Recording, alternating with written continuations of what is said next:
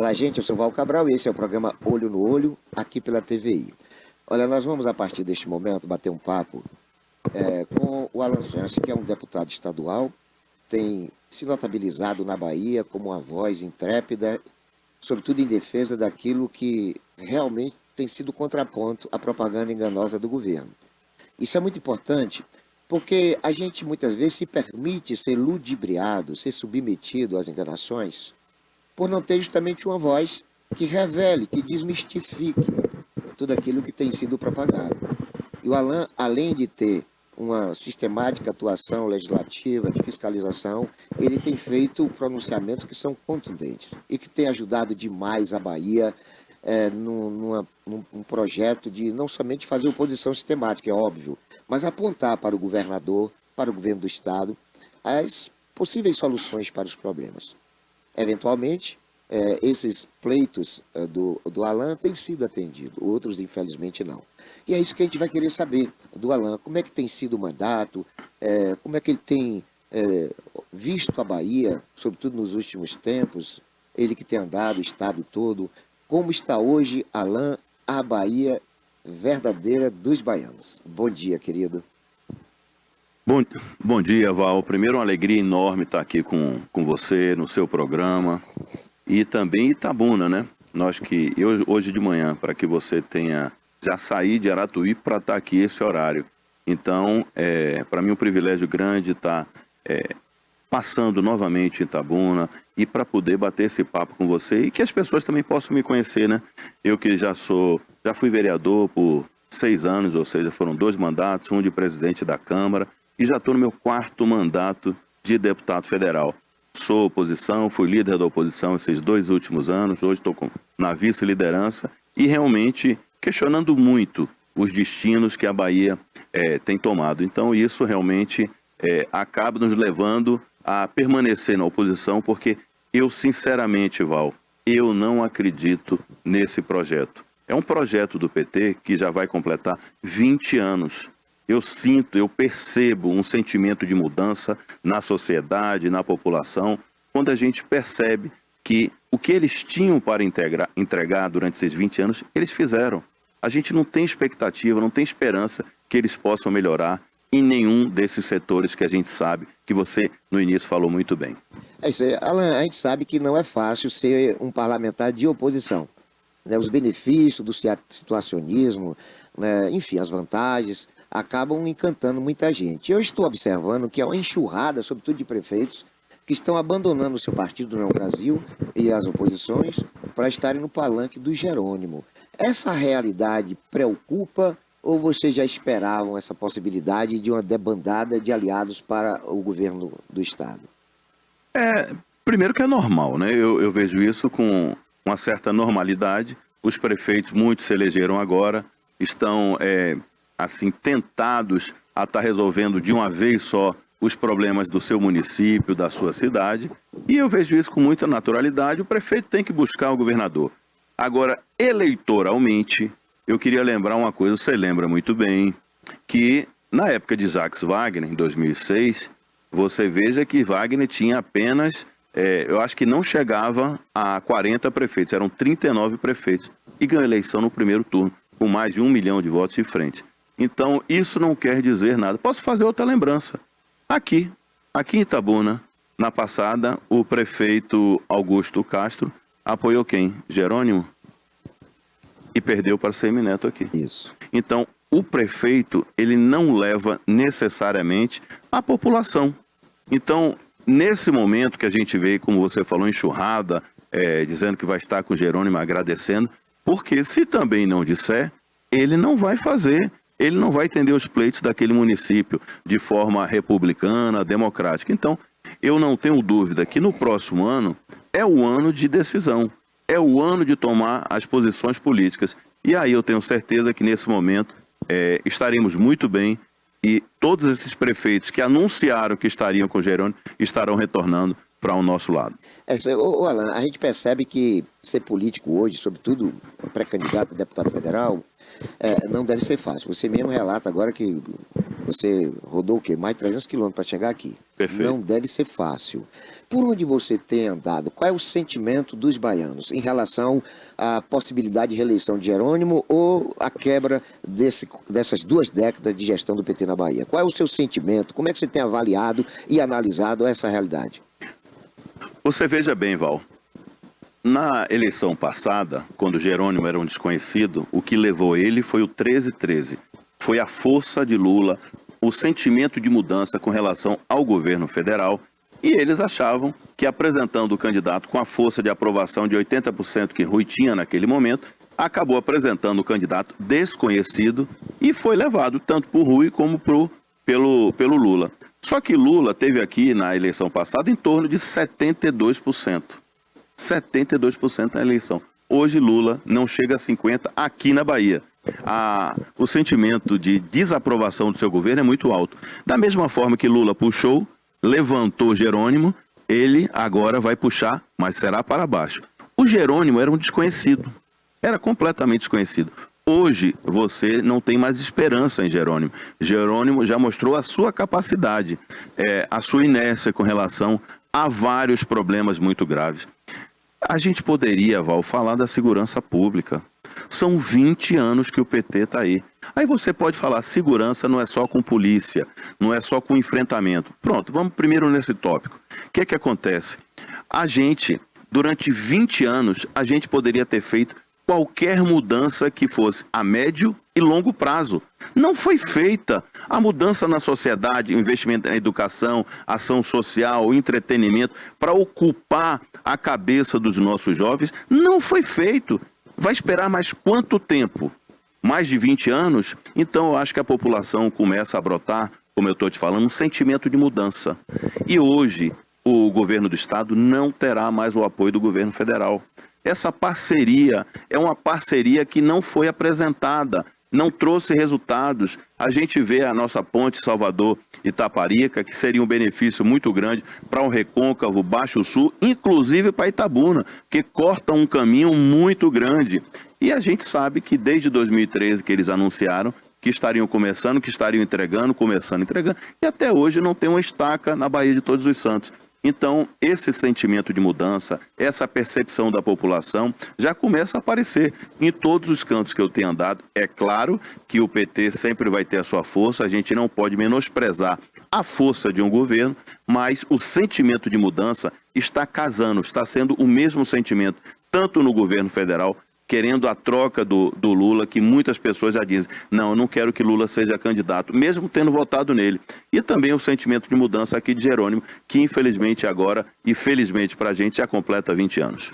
Agora a gente também percebe algumas articulações acontecendo a nível nacional que pode mudar esse retrato que hoje nós temos para as próximas eleições. Aí eu vou dar o exemplo do PSD. É muito provável que o Kassab, que é o líder maior do partido a nível nacional, seja vice ou de Bolsonaro, ou de Tarcísio, caso contrário, candidato a governador em São Paulo. Em qualquer uma dessas vertentes, o Kassab vai coligar o PSD ao PL e União Brasil. O que significa dizer que é uma coligação vertical. Ou seja, o que acontece em São Paulo, Brasília, tem que também acontecer na Bahia. Significa dizer que o PSD não vai estar com o PT. Você vê que essa saída do PSD, do palanque do PT, pode beneficiar as oposições?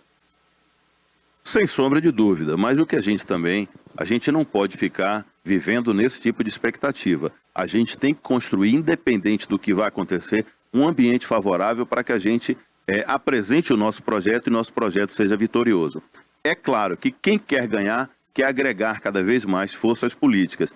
Serão muito bem-vindas, que seja o Ângelo Coronel, que seja o Otto, que seja Kassab no cenário nacional. Isso realmente é muito importante, que a gente agrega realmente força política, aumenta a nossa densidade eleitoral. Agora, eu volto sempre a dizer, Val, e gosto sempre de reafirmar, que nós não podemos ficar na expectativa do lado de lá. A gente tem que montar o nosso time, a gente tem que preparar o nosso time, o nosso programa. Agora, caso aconteça realmente isso que a gente está acompanhando no cenário nacional, será muito bem-vindo e isso acaba reforçando o nosso projeto, é claro. Outra situação é relacionada ao MDB. Né? Existe também uma possibilidade do republicano estar federalizado ao MDB. Como o republicano é um partido majoritário, o que se pressupõe é o entendimento de que o republicano vai estar com o MDB sob sua liderança. Aqui na Bahia, o MDB está ligado ao governo do Estado. Uma vez essa federalização concretizada, aí muda tudo.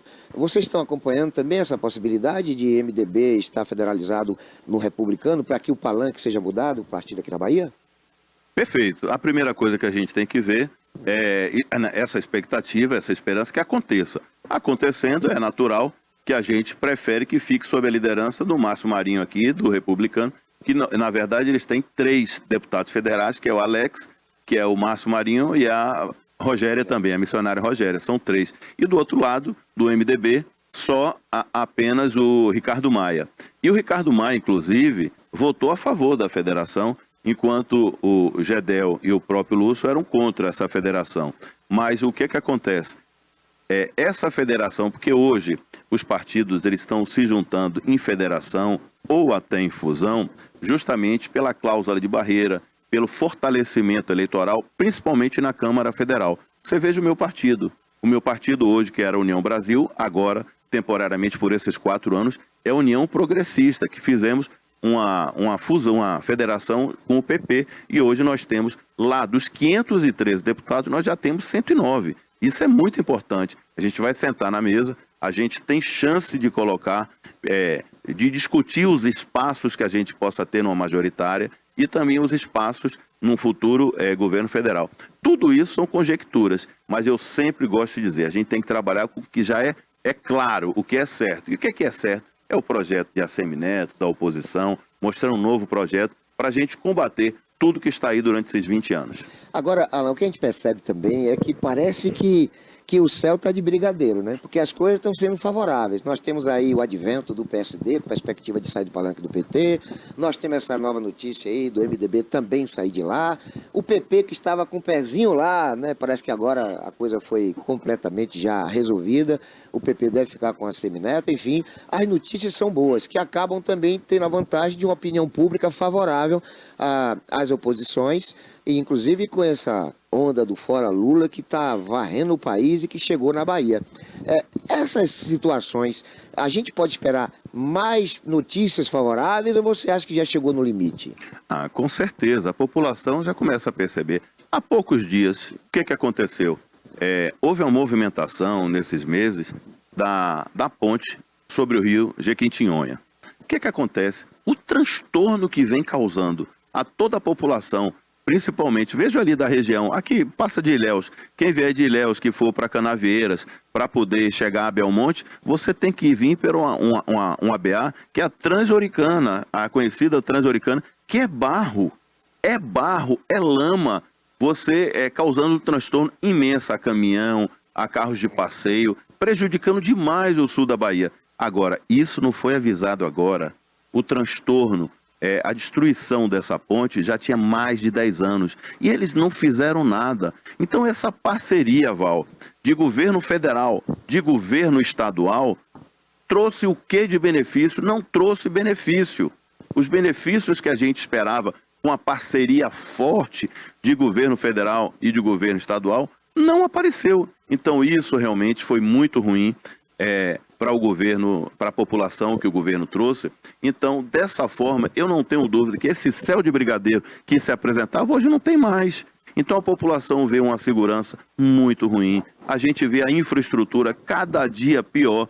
Ou seja, o governo, parece que ele, por estar 20 anos já tomando conta, sendo majoritário em todas esses 20 anos de eleições, são 5 eleições majoritárias, ele acaba descansando, acaba relaxando, achando que aquele espaço é dele, que ninguém vai tomar. Só que a população um dia cansa. E eu tenho certeza que chegou agora em 2026. Você citou aí um dos graves problemas do sul e extremo sul da Bahia, que é a interrupção do tráfego na ponte sobre o rio Jequitinhonha. Perfeito. Uma coisa absurda, porque, como você mesmo falou, isso está durando mais de 10 anos, mas recentemente, de 6 meses para cá, o DENIT, o governo federal através do DENIT, ficou naquele de pare-siga, obstrução do trânsito, causando um transtorno. E prejuízos incalculáveis. Mas já tem um parecer agora de que a ponte será aberta para o tráfego de veículos de passeio, vans e ônibus. Você não acha que essa decisão deveria ter sido tomada há 6 meses atrás? Porque a suspeita é de que é por conta do Itapedo de Eunápolis, do turismo, do Porto Seguro, que eles estão reabrindo a ponte, que agora eles estão percebendo aquilo que deveria ter sido percebido há 6 meses atrás. Qual a sua avaliação? Está havendo aí má vontade? Está havendo incompetência do governo? Porque você chega num lugar, tem um distrito lá chamado Ventania, que dá pena, virou um cemitério. Itapebi, uma cidade está isolada. Itagimirim, uma cidade também virou cemitério. Então, muitos prejuízos com veículos sendo acidentados. Um percurso que era de 4 horas, tem momentos que os ônibus ficam 12 horas parados. A Assembleia tem debatido essa discussão, esse tema, Alan? E como tem sido a sua participação nesse contexto? Veja bem, Val, o que é que acontece? Ele demonstra, mais uma vez, em mais um segmento, mais um setor, a incapacidade, a falta de planejamento, a vagareza, como a gente sempre diz, é um governo devagar para tomar as decisões. Agora, o que é que a gente pode falar? Jerônimo não estava preparado para ser governador. Jerônimo foi sacado da cartola de Rui, do bolso do paletó de Rui, que você sabe que era Wagner, depois Wagner era Otto, depois Otto disse não vou, aí virou Caetano, Moema, e acabou sendo o Jerônimo sacado do bolso do paletó. Ele não sabia, ele não tinha conhecimento da nossa Bahia. A conhecer a Bahia não é só você viajar pelos 4 cantos da Bahia, não, conhecer os municípios, é você sentir, saber definitivamente, explicitamente o que cada sociedade local precisa. E ele não sabia. Ele não tem conhecimento da nossa Bahia. Então ele não estudou, ele não se preparou para ser governador. E esse é o preço que a gente está pagando por essa incapacidade dessa gestão. Ou seja, é um professor mau aluno.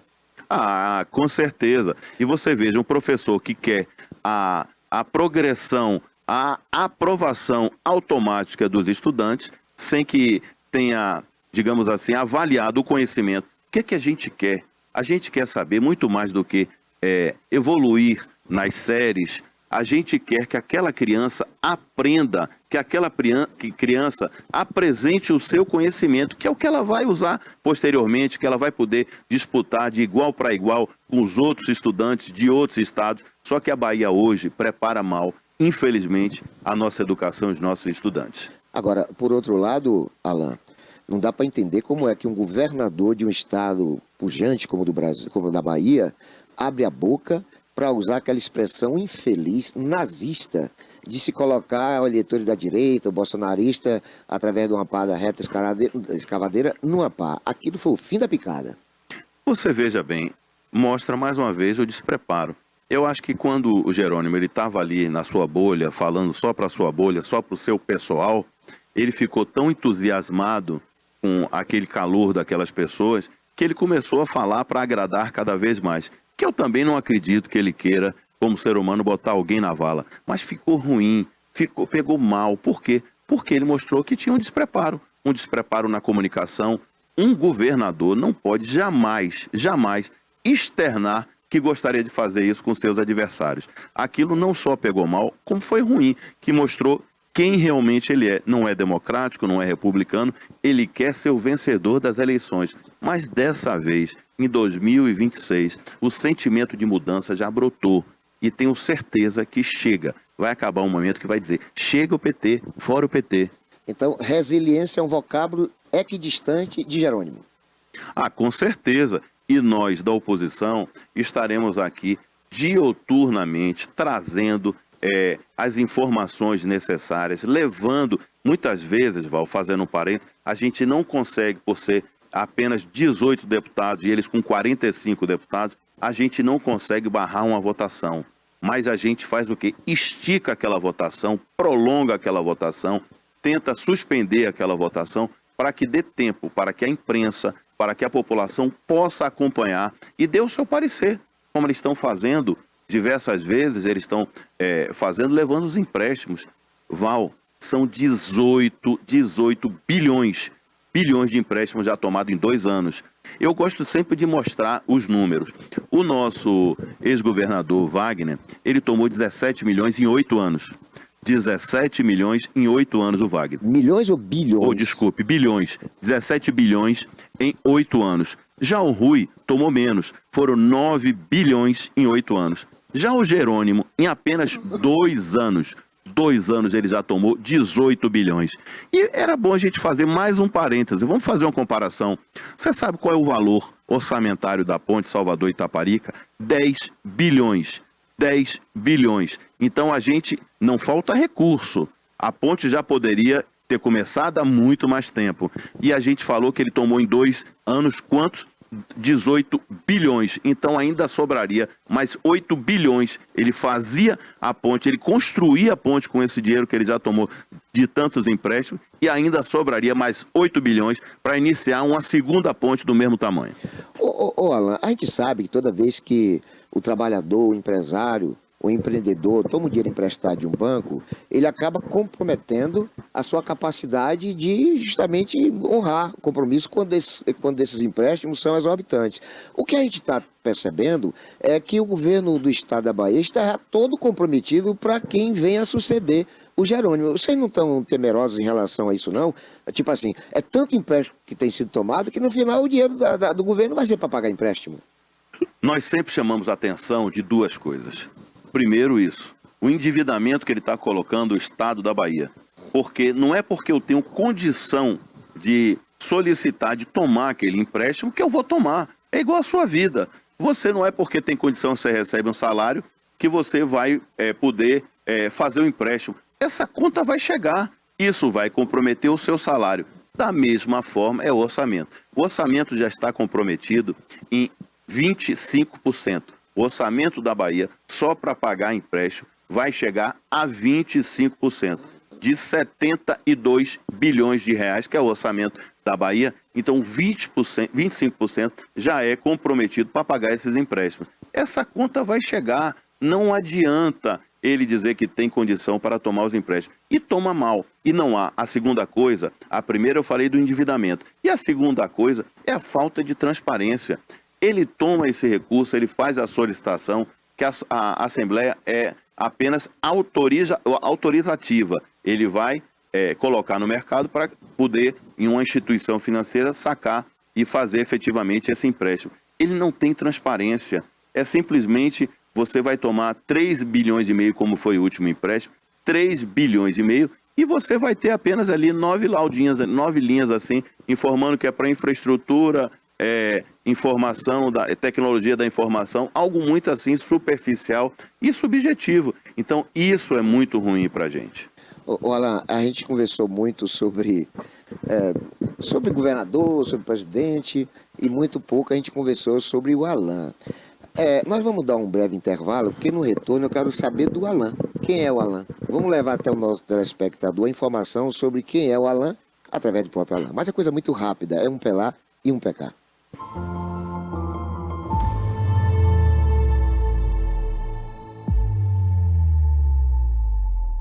Quer obra? Receba! É trabalho, é cuidado com a gente, é o governo do estado presente. Já são mais de 170 escolas de tempo integral no estado, inclusive aqui na região. O governo do estado também ampliou o hospital de base em Itabuna e garantiu a SAMU em todas as regiões da Bahia.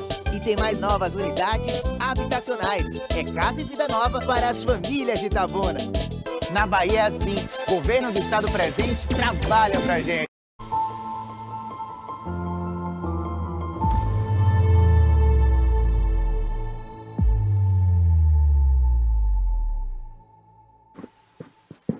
Olá, gente, eu sou o Val Cabral e esse é o programa Olho no Olho, aqui pela TVI. Bom, Alan Chance vai dizer para nós aqui quem é ele, por ele mesmo, porque de repente algumas pessoas ainda não teve conhecimento, o que eu acho muito difícil, né? Sobre o trabalho que ele desenvolve, não somente na Assembleia Legislativa, mas no seu dia a dia. É ele que vai dizer quem é Alan Chances. Bem, Val, primeiro agradecer essa oportunidade de estar aqui no seu programa, de estar em Itabuna, falando com todos esses nossos ouvintes, seguidores, onde a gente possa atingir. Sou médico ortopedista, fui durante muito tempo lá médico do Hospital Santa Isabel, fui preceptor da residência de ortopedia, fui presidente da Sociedade de Ortopedia da Bahia, ou seja, eu era quem representava todos os médicos ortopedistas da Bahia no cenário nacional. E aí, um belo dia, eu disse, em 2002, eu decidi que seria candidato a vereador. Fui eleito a primeira vez já em 2004, quando foi a primeira candidatura minha para vereador. E na segunda vez eu já fui o vereador mais votado. Daí fui escolhido fui eleito presidente da Câmara. Então fiquei 6 anos como vereador de Salvador. E aí me elegi, fui candidato no meio do mandato, fui candidato a deputado estadual. Já estou no meu 4º mandato de deputado estadual. Tive agora 77.316 votos na oposição. E, nesse momento, eu acho que construí um caminho que eu vou completar 22 anos de mandato entre vereador de Salvador e deputado estadual defendendo a Bahia. Me sinto acho que adquiri uma maturidade política satisfatória, uma maturidade profissional que possa já colocar o meu nome nessa renovação para a Câmara Federal. Então, serei sim, estou nesse momento de construção desse projeto, para a Câmara Federal, uma pré-candidatura de deputado federal, para que a gente possa renovar os nossos quadros lá em Brasília.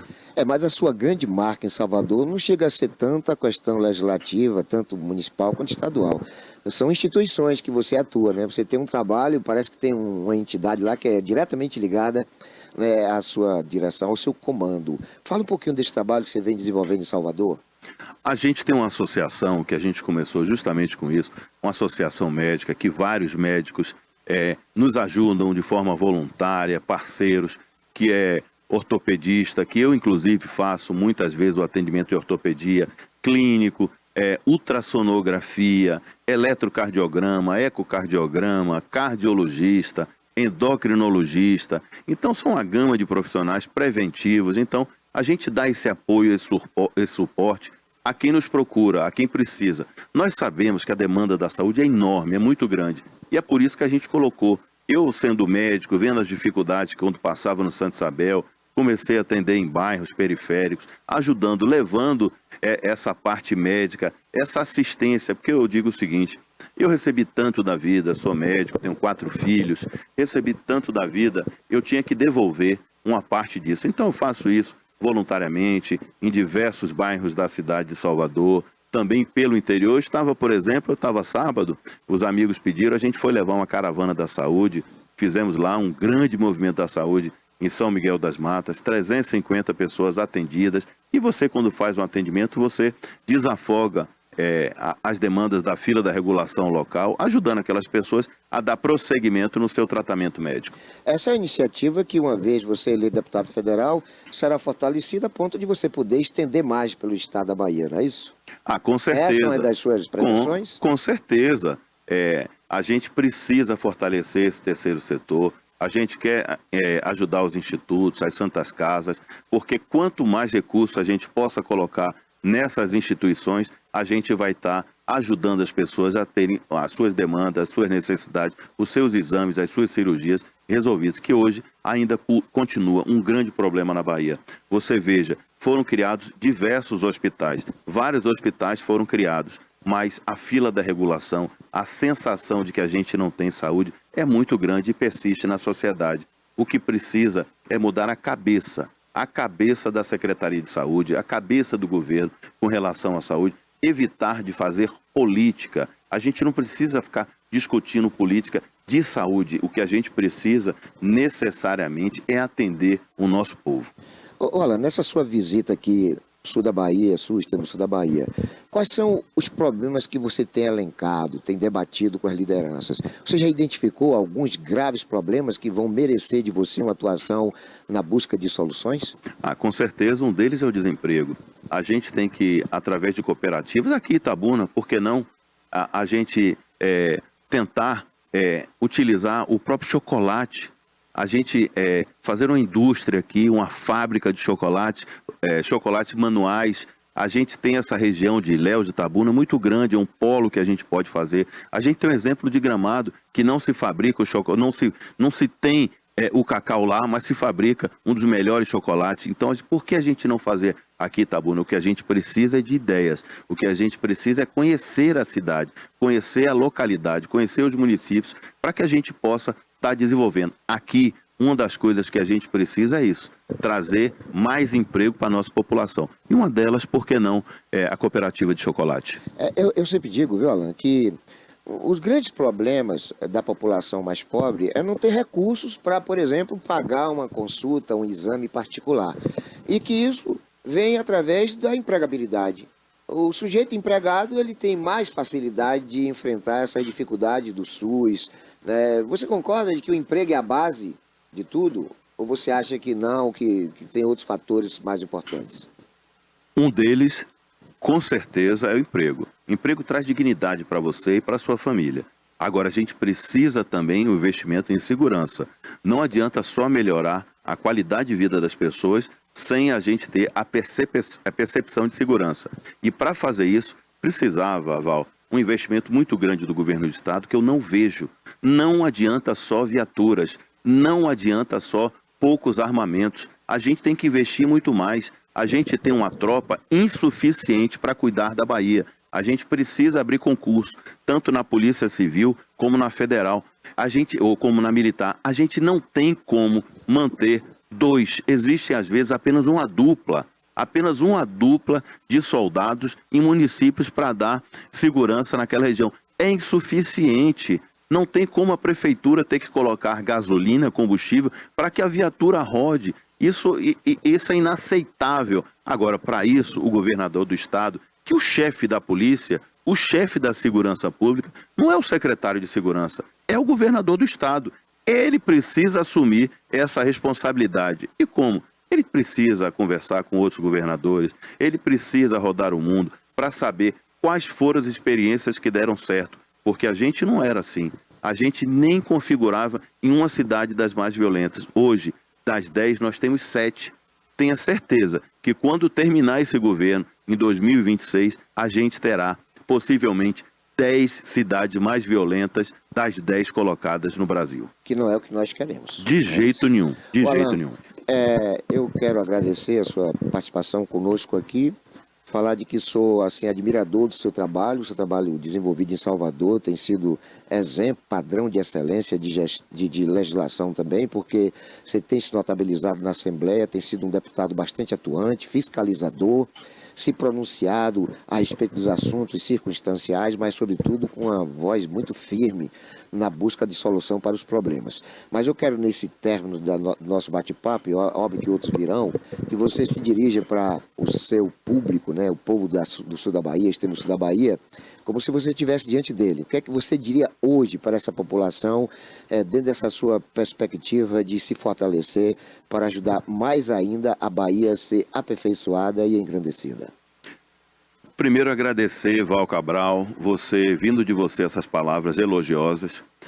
Eu me sinto mais ainda, digamos assim, agradecido e alegre por estar chegando a minha mensagem. Se chegou a você, está chegando a nossa população. Eu acho que a gente precisa, muitas vezes, ter coragem para se pronunciar sobre as mazelas que acontecem no nosso estado. Isso não me falta como deputado. Talvez isso tenha chamado a atenção de muitas pessoas, dizer, pô, esse cara fala, esse cara realmente está chamando a atenção dessas coisas. Coragem não quer dizer inconsequência. Eu não sou inconsequente, mas eu sempre gosto de pontuar as coisas, os erros da gestão. A gente precisa consertar muita coisa, gente. São 20 anos desse governo. Será que realmente a gente não tem capacidade para melhorar, para evoluir? Então é isso que eu sempre deixo de mensagem, Val Cabral. Eu acho que a gente tem que pensar. Quem tem que refletir é a nossa população. É a população que tem que ver. Nós chegamos aonde não podemos chegar mais, nós podemos evoluir mais ou não. Então é você que precisa refletir. E acompanhe o nosso mandato. Vou pedir a permissão para dar o nosso Instagram, que é o @dep de deputado Alan Sanches. Siga a gente, acompanhe a gente, faça crítica, faça os elogios. Por lá dá até para você mandar um beijo e um abraço para mim. Um beijo e um abraço para você também.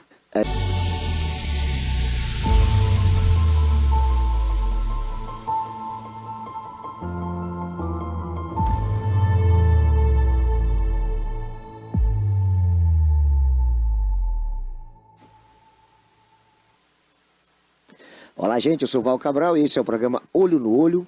aqui pela TVI. Olha, nós vamos bater um papo com uma das personalidades mais simpáticas da Assembleia Legislativa, mas ao mesmo tempo um dos deputados mais intrépidos, mais arrojados na defesa daquilo que é pertencente aos baianos. É um deputado que não deixa de desmistificar a propaganda enganosa de um governo que nos faz viver uma Bahia que na realidade não tem verdade. Falo de Sandro Régio, deputado simpático, carinhosamente chamado de o gordinho da Assembleia, né? Figura carismática, simpática, já aparece que no o quinto mandato. Sexto mandato, ou seja, não é à toa, né? Ninguém chega a ter 6 mandatos sem credenciais. E esse é o Sandro que tem constantemente estado em Itabuna, ele é da região também, enfim, ele é da Bahia.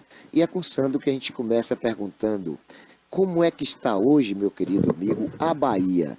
A Bahia que a gente vive é a Bahia que se assiste na televisão ou é a Bahia das coisas escabrosas, das mazelas do dia a dia? Bom dia, Val, bom dia, amigos que nos assistem aqui na TVI, no programa Olho no Olho. Primeiro eu quero aqui agradecer, Val, a oportunidade. Já somos amigos de longas datas e não posso aqui estar perto de você e não me lembrar de nossa querida amiga Maria Alice. Foi com quem nos apresentou e nos aproximou bastante. Mas sobre sua pergunta sobre a que Bahia vivemos, hoje nós baianos vivemos na Bahia líder de violência, né? Entre as 10 cidades mais violentas do país, nós temos 7 cidades, um estado completamente destroçado, onde perdemos a liderança do turismo no Nordeste, um estado que vem enfrentando sérios problemas na saúde, a exemplo essa interminável fila da regulação, um estado que já se gastou quase 1 bi em projetos da Ponte Salvador-Itaparica e nunca saiu do papel. Um estado que agora, recentemente, nós estamos sofrendo com a questão da Ponte do Rio de Jequitinhonha, na qual, desde 2023, foi alertado tanto o governo do estado quanto o governo federal e não foi tomada nenhuma providência. Esse é o estado que vivemos. Mas se você for para a propaganda, que se gasta milhões e milhões tentando enganar os baianos, é um estado que é melhor viver aqui do que viver propriamente na Suíça. Mas hoje é o estado que vivemos, é o estado onde nós temos 21 facções, onde os homens de bem estão reféns de suas residências e a criminalidade tomou conta do estado da Bahia. Sandro, a gente percebe que com todo esse quadro tenebroso, um quadro que nos assusta profundamente, a gente percebe que dezenas de prefeitos e alguns deputados, por exemplo, Raimundinho da JR, o próprio Pancadinha, que foram eleitos pela oposição, mas de repente estão adesistas, né? Passaram para o palanque do Jerônimo com todo esse quadro negativo. A quem o que você diria sobre essa situação? É mais uma busca de facilidade na reeleição ou essas pessoas estão, não sei, enganadas a ponto de serem cooptadas? Val, eu tenho uma tese comigo que eu não comento a vida de ninguém. Eu acho que cada um sabe a dor e seu calo no seu pé. Eu tenho exatamente 6 mandatos. 5 na oposição. Sou o único deputado estadual que desde que entrei nunca mudei de lado.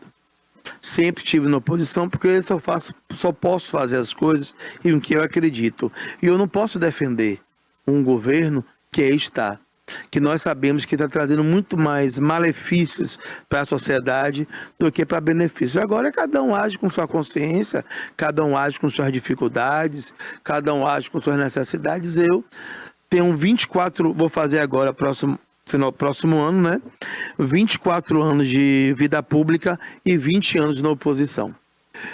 E muito me orgulho de poder andar com a cabeça erguida e dizer que meu mandato não tem preço. O meu compromisso é com as pessoas, e se as pessoas, quando votam em mim, me elegem deputado e não elegeram o candidato a governador que eu apoiei, é porque me querem como deputado de oposição. Isso a gente percebe ao longo desses anos aí que você tem mantido sim uma coerência, firmeza de propósito. As pessoas não se iludem em relação ao seu comportamento. Não há imprezabilidade, não há surpresa naquilo que a gente sabe que acontecerá posteriormente em função da sua conduta, por conta justamente dessa sua ideologia, dessa sua fidelidade com as pessoas que lhe confiam o voto.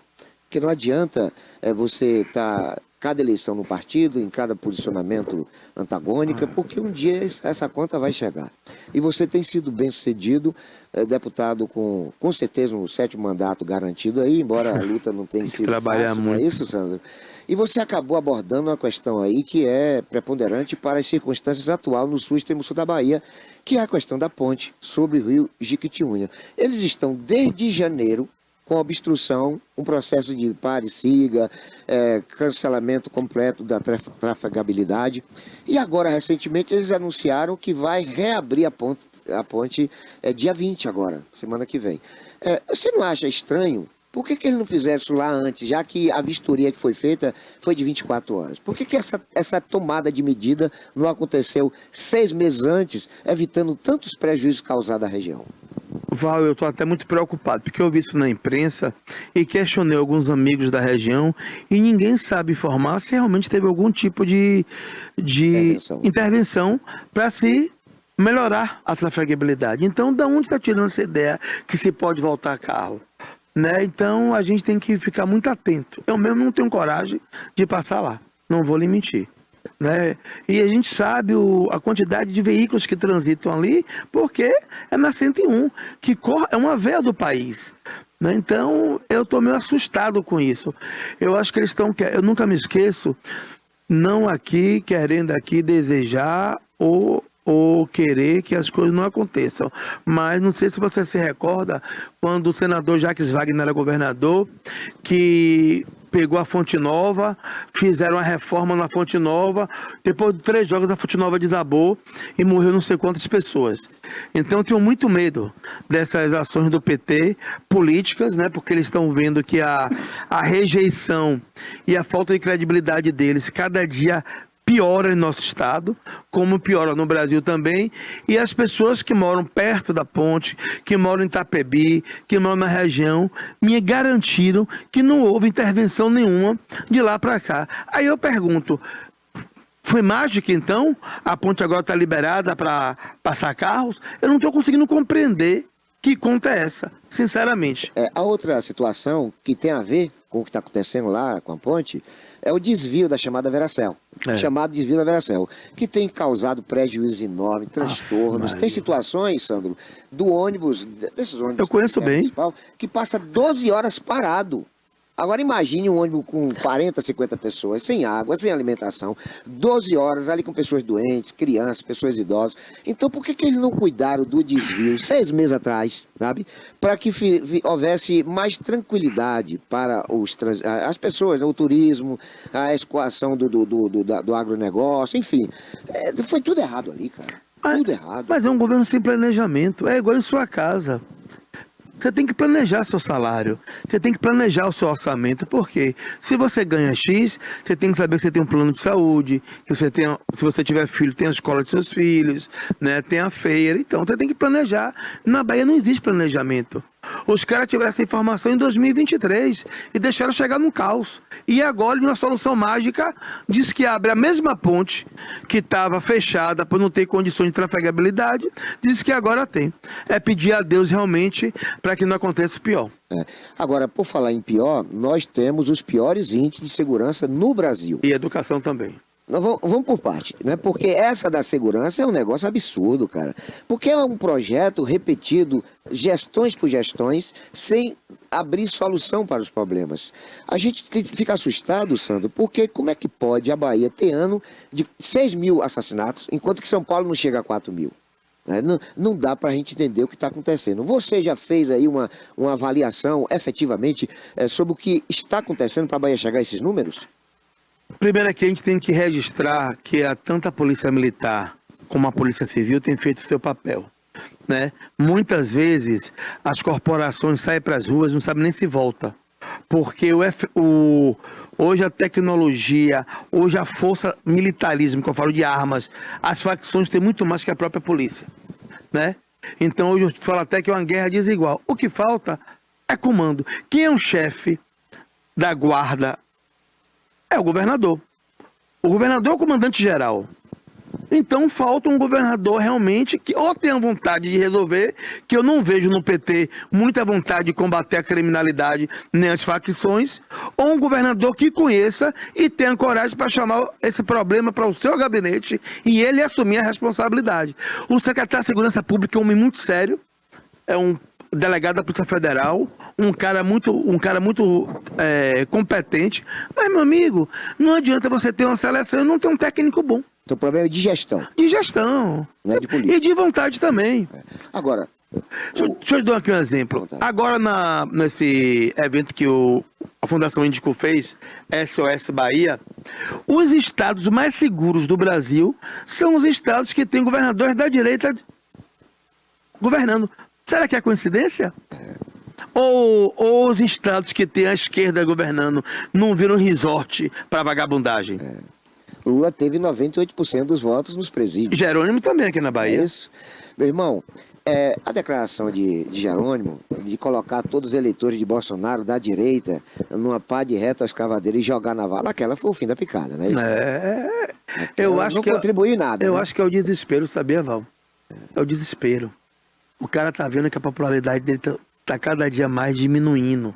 Eles estão vendo que a população começou a enxergar que esse projeto que está aí tanto na Bahia como no Brasil não faz mais bem para ninguém, não faz bem para a economia, não faz bem para o agro, não faz bem para a classe média, não faz bem para os menos favorecidos, né? A violência hoje tomou conta do país, né? O Brasil hoje virou um grande hotel das facções, principalmente a Bahia, principalmente o Nordeste, exemplo também do Ceará, se eu não me engano. Enfim, então eles começam a perder a razoabilidade até do que fala. E querem começar, você vê também o ministro, eu soube esse final de semana, que fez um discurso muito agressivo em Vitória na Conquista, inclusive estão em todos os sites. Isso é o quê? Isso é o desespero. Que eles estão vendo que o porquinho e a tetinha vai acabar. A gente sempre soube de franchise, de filiais de grandes empresas para outros bairros, para outras cidades. Aqui na Bahia está um negócio absurdo, é filiais de facções criminosas. Facções. Nós temos 21 facções aqui na Bahia. Que é a maior quantidade de todos os anos. O segundo estado tem 5. É brincadeira. Né? A Bahia agora tá profissionalizando as facções. Está exportando. Está exportando facções. Ô Sandro, a gente falou de violência, mas tem outro segmento também que está muito mal, que é a educação. Muito. Né? E aí o governador chega com a ideia de que o professor tem que passar de qualquer jeito o aluno. Como é que você recebeu essa declaração de Jerônimo? Eu não recebi, sem surpresa, porque quando ele foi secretário de Educação, ele foi avaliado o pior secretário do país. Então, quer passar de qualquer jeito para entrar nos índices e fazer o discurso político, sem ter um mínimo de responsabilidade e preocupação com o futuro dos jovens da Bahia. Saúde. Temos também visto que a regulação, que na verdade a saúde da Bahia está doente. Há muito tempo. Você tem alguma informação para nos dar que pelo menos vislumbre a perspectiva de melhora? Não. Ou a situação tá ruim e a tendência é piorar? Eu não vejo, porque o que eles fazem muito, eles constroem muitos equipamentos, só que não adianta você ter um equipamento bonito e não ter uma gestão e não ter uma prestação de serviço de qualidade. A Alan sempre fala uma coisa, que eles construíram um hospital ortopédico com 182 leitos e fecharam um que tinha 100. Ou seja, então só tem 82 leitos novos. Porque o que fechou, o novo absorveu 100 que já tinha e só tem 82. Então é muita propaganda, é muita falta, bicho, de verdade. Eles não têm nenhum pingo de responsabilidade com o que eles falam. É tipo aquele negócio, vale tudo para ter o voto, vale tudo para se manter o poder, que é típico da esquerda, né? Você vê nesses países ditatoriais aí, o que os caras fazem com o povo para perpetuar no poder. Ô Sandro, aqui em Itabuna também eles mantêm essa estratégia, que eles inauguram um colégio, por exemplo, inauguraram aí o que era o CSU, né, o Adão Sal é hoje, que era um colégio. Aí eles destroem um colégio, aí naquele mesmo local eles fazem um outro colégio com outra nomenclatura e a propaganda leva a ideia de que um colégio novo e tal, na verdade. Mas não é um colégio novo, porque está atendendo os mesmos alunos. Exatamente. Exatamente. Não dá para entender o que está acontecendo. Agora, uma coisa relacionada a você, a sua imagem na Bahia, é que você talvez seja o deputado mais ferrenho, mais áspero. É o calo no pé do governador e do PT. Você é tido como número 1 antipetista na Bahia, anticomunista. Essa sua conduta é ideológica, circunstancial, não é? Porque você mesmo falou que já está muito E se eu fosse fazer a política pela política, o que já me encantaram para ir para o outro lado... É isso onde eu quero chegar. Então, creio que você seja um dos deputados mais assediados. Quem imagina calar a voz de Sandro Regis? Calou Sandro Regis, calou a Assembleia com 2 ou 3 exceções, Alan é um dos que não se rendem, mas tem sido fácil você se manter, porque não é fácil, né, Sandro? Não. Você se manter um mandato com todo um aparato do Estado atrapalhando, cooptando lideranças. Como é o Sandro Regis político com a função de se reeleger dentro desse cenário? Não é fácil, nada na vida é fácil, né? A gente tem que construir, mas as pessoas também sabem que se a chave virar, terá um deputado muito forte, né? Então a vida é feita de apostas. E nós temos que apostar, né? Apostar com responsabilidade, a gente tem que apostar.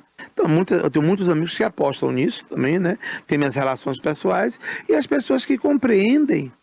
E as pessoas que compreendem que não dá, bicho, para você fazer política hoje em um palanque, amanhã em outro, ir pulando, porque no final você está defendendo ali interesses pessoais, não seus interesses ideológicos, né? Eu não posso passar uma vida dizendo que isso aqui é vermelho e de hora para outra dizer que isso aqui é branco. Eu perco minha credibilidade. Então se encaixa perfeitamente no seu perfil a pecha de antipetista. Sou antipetista. Mas você é um antipetista que eventualmente... Por convicção. Sim, por convicção. Mas de repente surge uma ideia boa do governador. Eu apoio, eu voto. É isso que eu quero saber. Não é daquele... Como líder da oposição, votamos diversos projetos a favor do governo, a favor da Bahia. Isso. Como Alan, líder, também direcionou, como o Thiago, que hoje é o líder, também faz. A gente não faz oposição por oposição. Vocês não são petistas, porque os petistas fazem por oposição. Não, a nossa oposição não é quanto pior, melhor. Né? O que é bom para a Bahia, a bancada de oposição sempre votou a favor. Ô Sandro, tem alguma situação que você pode levar para o nosso telespectador de você ter votado a favor do governo com a convicção de que o projeto beneficiava os baianos? Tenho, eu não sei assim de cabeça, mas tem. Mas tem alguns, não é isso? Tem, sim, vários. Esse ano o deputado Thiago Corrêa, que é o líder da oposição, nos orientou para votar vários deputados, que a própria assessoria nossa, por exemplo, reajuste de servidores, aumento de salário. Não pode votar contra. Não vamos votar contra, entendeu? E nem vamos fazer discurso contra. Entendi. Sandro, eu tenho sempre observado que você tem atuado bastante na Bahia toda. Você é um deputado baiano mesmo. Porque existe aquele deputado baiano do bairro São Pedro aqui em Itabuna, né? É um deputado que se restringe a um bairro de uma cidade. E outros que são de uma cidade, outros que são da região. Eu percebo que você tem peregrinado a Bahia, você tem... andado a Bahia, e eu sou muito assíduo no acesso ao site da Assembleia. Eu percebo que é difícil ter um dia lá que não tem uma notícia sua. E às vezes tem deputado que tem 2, 3 meses que a gente não vê, e eu acompanho muito isso, né? O que significa dizer que você é muito proativo. E você já era para ser federal, pelo seu tamanho, pela sua votação, você sempre teve votações expressivas. Mas mesmo na oposição, entre os 5 mais votados do Brasil. Se acomodou para ser estadual ou a sua praia é essa aí? Não é isso não. Eu, na minha vida, quando eu resolvi fazer política, eu também quis fazer o equilíbrio com minha família. Eu tenho uma filha de 15 e um filho de 13, que eu não abro mão de estar presente na minha família. Ótimo. Então, sempre enxerguei que se eu fosse para Brasília, eu ia distanciar da educação de meus filhos. Apesar de ter uma esposa muito presente, mas o pai sou eu. E eu não delego o meu papel de pai para ninguém. Então, eu acho que, quem sabe, neto governador, no próximo mandato, mas nesse momento que meus filhos são adolescentes, eu faço questão de buscar na festa, de levar na festa, eu faço questão de conhecer os amigos, eu faço questão de acompanhar a vida deles na escola.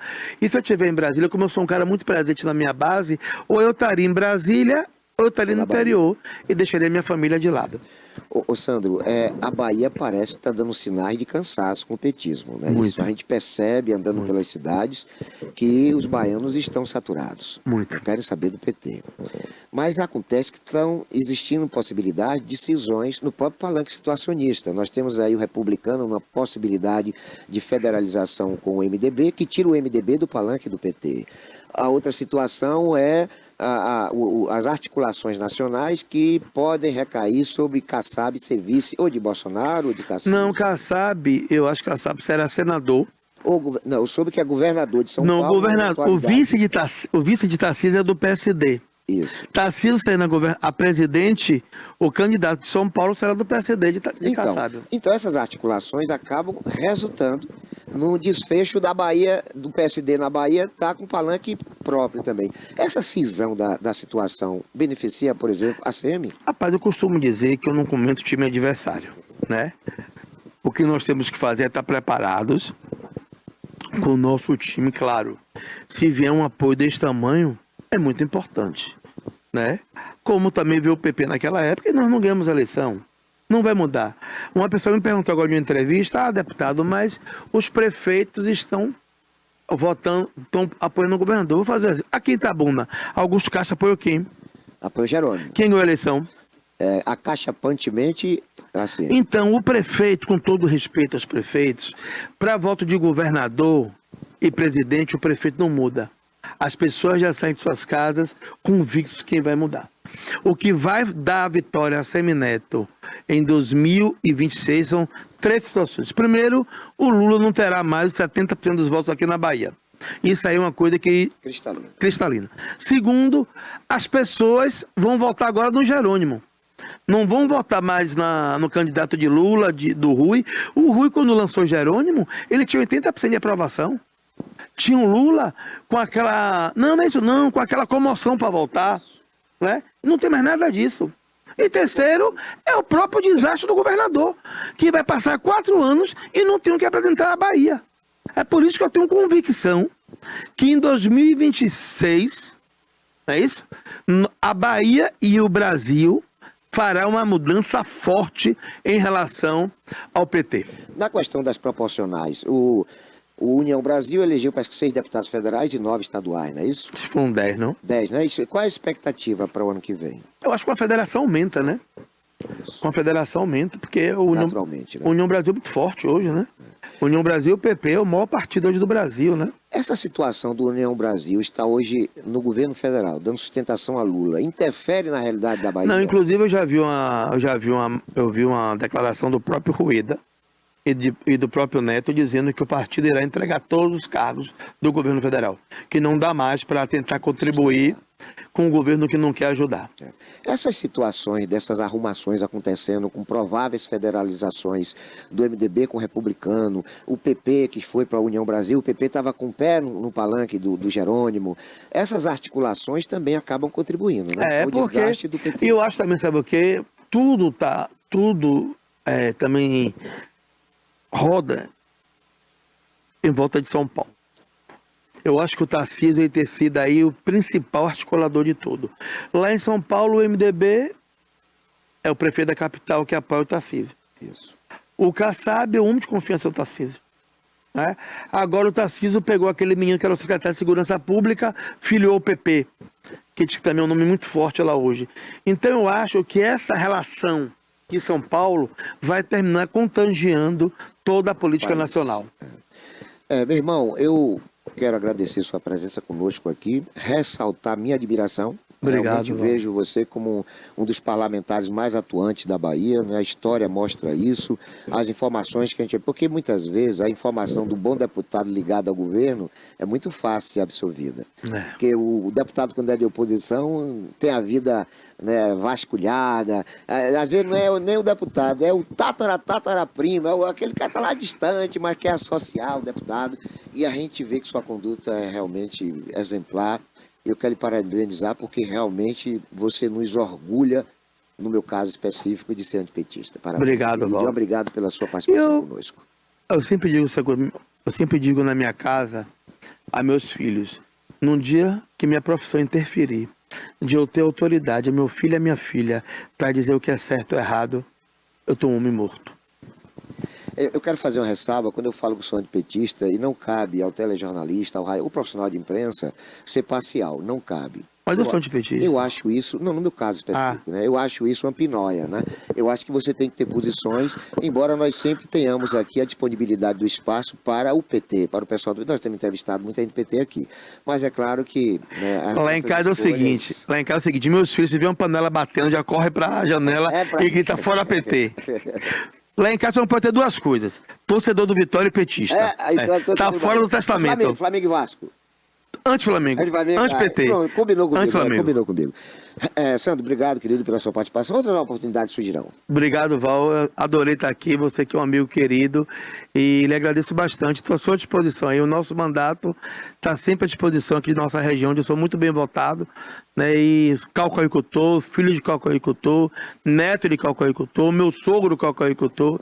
Então, eu conheço bastante os problemas sociais, né? Econômicos que nós vimos enfrentando aí ao longo de uma vida.